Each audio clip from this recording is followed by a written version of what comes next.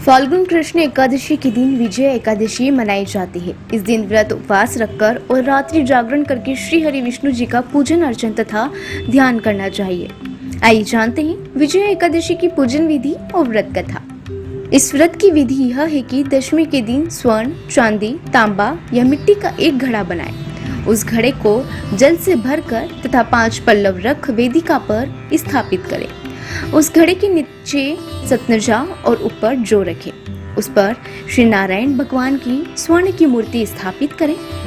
एकादशी के दिन स्नान आदि से निवृत्त होकर धूप, दीप, नैवेद्य, नारियल आदि से भगवान की पूजा करें।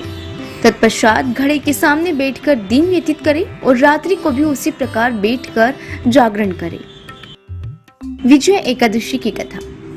इस एकादशी की कथा के अनुसार त्रेता युग में मर्यादा पुरुषोत्तम श्री रामचंद्र को जब 14 वर्ष का वनवास हो गया, तब वे श्री लक्ष्मण तथा सीता जी सहित पंचवटी में निवास करने लगे।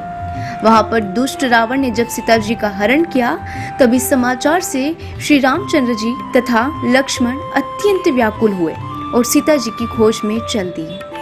घूमते घूमते जब वे मरणास्नान जटायु के पास पहुंचे, तो जटायु उन्हें सीता जी का वृतांत सुनाकर स्वर्गलोक चला गया। कुछ आगे जाकर उनकी सुग्रीव से मित्रता हुई और बाली का वध किया। हनुमान जी ने लंका में जाकर सीता जी का पता लगाया और उनसे श्री रामचंद्र और सुग्रीव की मित्रता का वर्णन किया। वहां से लौटकर हनुमान जी ने भगवान राम के पास आकर सब समाचार कहे।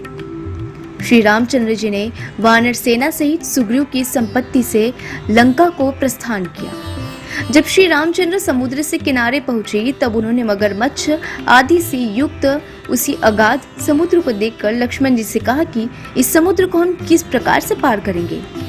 श्री लक्ष्मण ने कहा, हे पुराण पुरुषोत्तम, आप आदि पुरुष हैं, सब कुछ जानते हैं। यहाँ से आधा योजन दूरी पर कुमारी द्वीप में वग्दालभ्य नाम की मुनि रहते हैं। उन्होंने अनेक ब्रह्मा देखे हैं। उनके पास जाकर इसका उपाय पूछिए।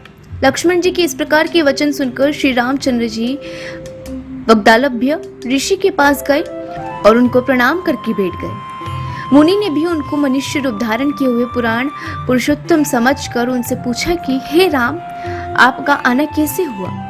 रामचंद्र जी ने कहा, हे ऋषि, मैं अपनी सेना सहित यहाँ आया हूँ और राक्षसों को जीतने के लिए लंका जा रहा हूँ।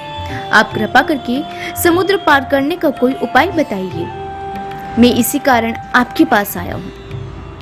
वग्दालभ्य ऋषि बोले कि हे राम, फाल्गुन मास के कृष्ण पक्ष की एकादशी का उत्तम व्रत करने से निश्चय ही आपकी विजय होगी।